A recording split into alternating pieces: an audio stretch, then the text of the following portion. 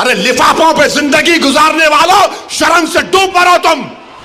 बहुत बोल सकता हूं, याद रखो, मेरी जबान को लगाम नहीं है, तुम्हारा घर से निकलना महाल कर दूंगा अब मैं यहाँ पे।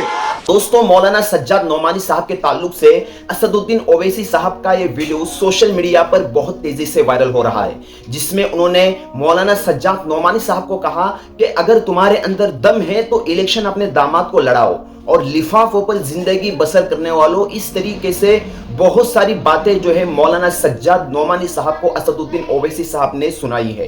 अब जो है सोशल मीडिया पर दो ग्रुप बन चुके हैं, कुछ लोग असदुद्दीन ओवैसी साहब का सपोर्ट कर रहे हैं, कुछ मौलाना सज्जाद नोमानी साहब का सपोर्ट कर रहे हैं। दरअसल बात यह है कि इलेक्शन से पहले मौलाना सज्जाद नोमानी साहब ने एक लिस्ट जारी की और कहा कि इलेक्शन के अंदर इन्हीं लोगों को वोट दो। हालांकि मौलाना सज्जाद नोमानी साहब को यह बात समझना चाहिए था कि मुसलमानों की आवाज कौन उठाता है। हुजूर पाक सल्लल्लाहु अलैहि वसल्लम के शान में जब गुस्ताखी हुई थी तो इम्तियाज जलील मैदान में नहीं आए थे क्या? अब्दुल गफूर मैदान में आए थे। समाजवादी पार्टी के कैंडिडेट अब्दुल गफूर का समर्थन जो है मौलाना सज्जाद नोमानी ने किया और कहा कि वोट जो है इन्हीं को डालो। हालांकि उस वक्त का ये तकाजा था कि मौलाना सज्जाद नोमानी साहब को इम्तियाज जलील का साथ देना था।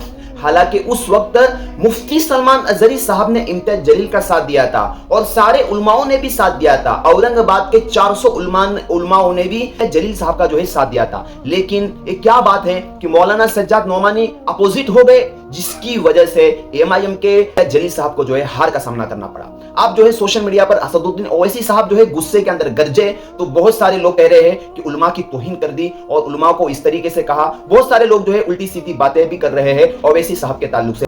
अरे लिफाफों पे जिंदगी गुजारने वालों, शर्म से डूब मरो तुम। बहुत बोल सकता हूं, याद रखो, मेरी जबान को लगाम नहीं है, तुम्हारा घर से निकलना महाल कर दूंगा अब मैं यहाँ पे। मैं उन लोगों से कहना चाहूंगा, आप जो है वक्त का तकाजा देखिए। वक्त पर आपको जो है इम्तियाज जलील का साथ देना था, आपने जो है इम्तियाज जलील का साथ नहीं दिया, उन लोगों का साथ दिया जो इम्तियाज जलील को हराने में लगे हुए थे। तकरीबन 28 लोग जो है जो इम्तियाज जलील के अपोजिट में जो है इलेक्शन लड़ रहे थे, मौलाना सज्जाद नोमानी साहब ने उनको सपोर्ट दिया।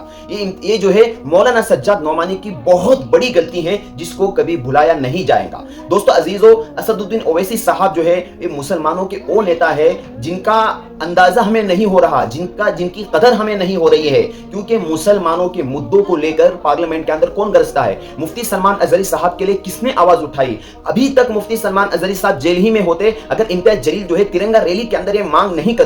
तिरंगा रैली के अंदर जब मांग की मुफ्ती सलमान अजहरी साहब की, तो उस वक्त मुफ्ती सलमान अजहरी कुछ दिनों के अंदर ही उनको छोड़ दिया गया। इसके लिए जो उलमा है, जो वक्त का तकाजा देखकर फैसला करते हैं, उनको सोचना चाहिए था। मौलाना सज्जाद नोमानी साहब की बहुत बड़ी गलती है कि उन्होंने उस वक्त इम्तियाज जलील का साथ नहीं दिया, जिसकी वजह से कुछ ही वोटों से इम्तियाज जलील को हार का सामना करना पड़ा। और अब्दुल गफूर जो समाजवादी पार्टी की तरफ से खड़े हुए थे, उन्होंने 15,000 वोट ले लिए। इसलिए दोस्तों मौलाना सज्जाद नोमानी साहब को एक वीडियो जारी करना चाहिए और कहना चाहिए कि मेरे से उस टाइम गलती हुई थी। हालांकि हर शख्स को अपनी राय देने का हक है, लेकिन जो बड़े उलमा होते हैं जिनकी बात जो है हजारों लाखों लोग जो है फॉलो करते हैं, उनको ऐसी बातें सोशल मीडिया पर बाकायदा फहरिस्त लिस्ट जारी कर दी थी उन्होंने। हालांकि ये नहीं करना चाहिए था, जो कि मौलाना की बहुत बड़ी गलती मैं मानता हूं। आप लोगों की क्या राय है? क्योंकि बहुत सारे लोग कह रहे हैं कि मौलाना सज्जाद नोमानी साहब को काफी मोटा पैसा मिला हुआ था इस तरीके से फहरिस्त जारी करने के लिए, जैसा कि कमेंट वगैरह लोग कर रहे हैं। ये बात जो है अभी पूरी सबूत के साथ तो साबित नहीं हुई है, लेकिन लोग कह रहे हैं कि मौलाना को अंदर से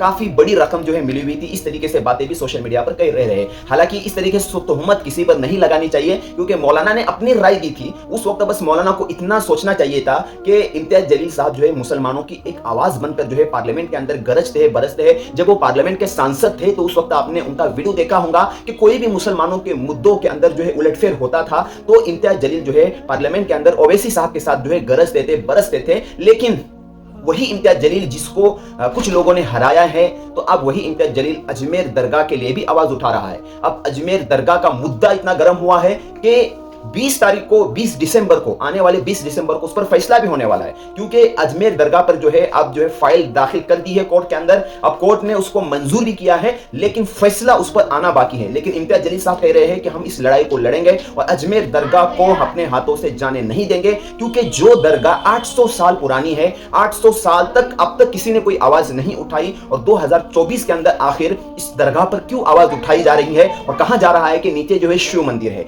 हालांकि अजमेर दरगाह पर हिंदू क्या मुसलमान क्या हर कोई आता है, हर कोई जो है ख्वाजा मोइनुद्दीन चिश्ती रहमतुल्लाहि अलैह से मोहब्बत करता है और हर कोई अजमेर दरगाह का जो है दीवाना है। और अब 2024 में आखिर क्यों आवाज उठ रही है, इस मुद्दे पर अब फैसला आना बाकी। इसके ताल्लुक से कोई भी अपडेट आएगा आप लोगों को इंशाल्लाह जरूर पहुंचाऊंगा। फिलहाल मौलाना सज्जाद नोमानी को लेकर सोशल मीडिया पर लोग जो है बहुत ट्रोल कर रहे हैं और असदुद्दीन ओवैसी साहब का साथ दे रहे हैं। आप लोगों की क्या राय है, क्योंकि हम भी MIM पार्टी का ही साथ देंगे, क्योंकि वो मुसलमानों के लिए आवाज उठाती है। आप लोगों की क्या राय कमेंट के अंदर जरूर बताएं।